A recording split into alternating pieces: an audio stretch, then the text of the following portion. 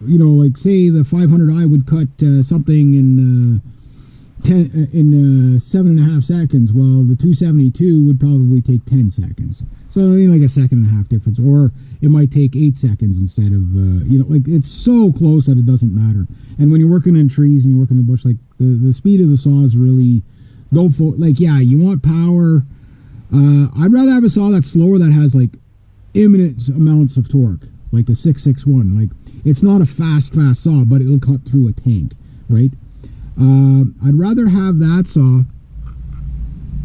than always see him in the morning. I'd rather have that saw that's slower but has more control and power when you're plunging into trees and stuff, right? And I don't do a lot of tree plunging. I've done it before, but I don't do it a lot, and I'm going to start doing it more because I'm starting to see the what the benefit's going to be, right? And yeah, like I'd rather have a saw that was just more steady. You know what I mean? Even if it's like a half second slower on the average block. At the end of the day, if I have my 260 and we're following just these trees here, okay, I have my 260, or we'll say the 4 trees, they're all the same size. He's got his 500i and I got my 260. At the end of the day, by the time we're done throwing the branches out of the way and stepping around things a million times and rolling the log to 5 times, you're not going to be able to distinguish who cut more. You know what I mean? And I've already got proof of concept on this because when I work with my buddy, he has the 372. Right? It's still 372. Beautiful saw. I've used it many times. I've been up in trees with that damn thing. That thing weighs a ton. It's a freaking, it's a beast of a saw. It's like, over 20 some odd pounds full of fuel, right? So, like, we've cut 150 Manitoba maples together. I had Ninja Shark and Sasquatch, the MS260 and the MS270, both 50cc saws. I don't know who cut more at the end. You know what I mean? Like, he had a little bit more of an advantage because he has the 18-inch bar on his. I have a 16 on mine. But, like, at the end of the day, there was nothing he was cutting that I couldn't cut. Even okay, there was one tree, okay, the base was like this. We had to kind of ginsu into it, like, like just cut it out in chunks because neither of us could cut, our bars weren't long enough to get through it. Right? But, whether he cut it or I cut it, it didn't really matter. You know what I mean? So a 22 cc's more, and yes, he's got a more powerful saw, which is better for falling the trees and all that. But at the end of the day, my back wasn't as sore because I got 2 lighter saws. And not only that, like most of the trees were no bigger than that at the base, right? So it didn't matter which saw you used. You know what I mean? When you get into the really, really big stuff, and guys, when I say really big stuff, I'm talking like BC stuff, Oregon stuff, Washington State, California, red pines, stuff like the big stuff. Northern Quebec, it's the Boreal Forest stuff, like where man hasn't cut trees in a couple of 100 years kind of places. Around here, everything's been clear cut. For the past 200 years, it's probably been clear cut 3 times, 4 times almost the entire Western Quebec, right? Which is about the size of the UK. You know what I mean? So all that's been logged for years and years and years. So most of these trees are not going to be more than 50, 60 years old. You know what I mean?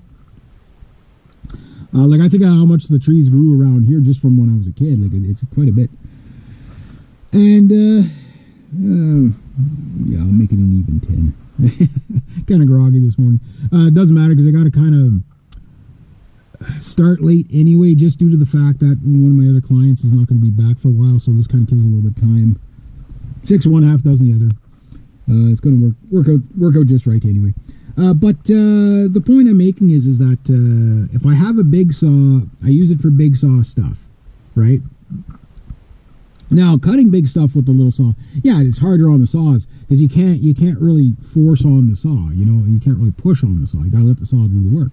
But if you let the saw do the work, well, you get 13 years out of a saw that was probably already 10 or 15 years old when I got it. You know what I mean? Yeah, and I know that that Husky is from the 90s. I think it was late 90s. It was either 95 or 97. I think is the that 272. So it's an old saw, right? It's an old saw, but it should have lots of life left in it, but it has to be reliable, right? So what I'm going to do is I'm going to do some work because I'm going to be probably doing quite a bit of work for these people. I did it quite a bit last year. Put a tree right there actually for them, and a couple down there, a whole bunch down there to clear all that out, and cleared all this out. Took a big ass stump about this big out of the ground right at the driveway. That they couldn't barely get in their driveway, and I took it out for them, and it was now they can get in the driveway. So I'll be doing the work. But I was thinking, like, after today, if I put in another 4 hours here, maybe it might not be quite 4 hours. We'll see.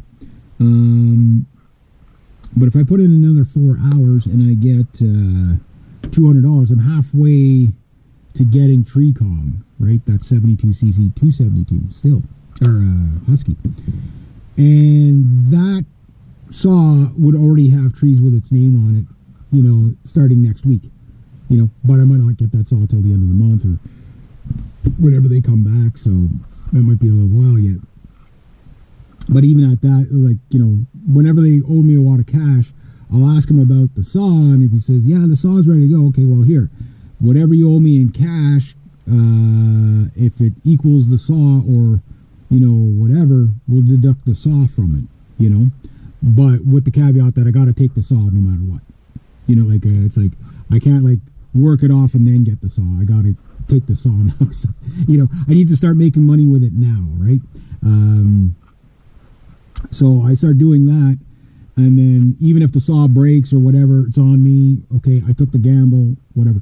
But a 72cc saw for $400 is, I could live with that until I can afford another newer saw. But I would prefer just to have all new saws, right? Pretty much anybody would. But we'll see how it goes. So that's the deal. That's the state I'm in right now. Is even though all my money's kind of spoken for, I got to pay for my, get ready, in the next couple of months, my, my license and my plates and my insurance and all that's going to be up. I want that money now, right? So I have to work on that stuff now before I can splurge on anything else. But, like, for example, paying off my credit card. I'll just finish right there. To pay off my credit card, let's say I get a big wad of money, okay, and that could pay off my credit card in one shot, which would be really nice. I wouldn't do that. You'd say, well, yeah, pay off your debt. No, I'd take, let's say, because I owe quite a bit, but I mean, it's not an astronomical. My goal is to have everything paid off by October, right? And then, start again, get something else. But the things that my goals for this year is to get a good mid-level saw, meaning, like a good, something a little bit bigger than Ninja Shark was, bigger than 50 cc's, but just not a honking beast. One small chainsaw, if I get one new small chainsaw this year and one mid-sized chainsaw, I'll consider that really good. If I get two mid-sized chainsaws and two little small chainsaws this year, I'll be ecstatic. Now, if I get the two little chainsaws, the two big the medium chainsaw and the huge chainsaw, which the big saw, if I ever get the Megalobarbiclodon for it'd be one of those saws that is going to take me a long time to pay off, but because I only need a big saw once in a while. But the Megalobarbiclodon I'm looking at is the still 661, right? But that's just for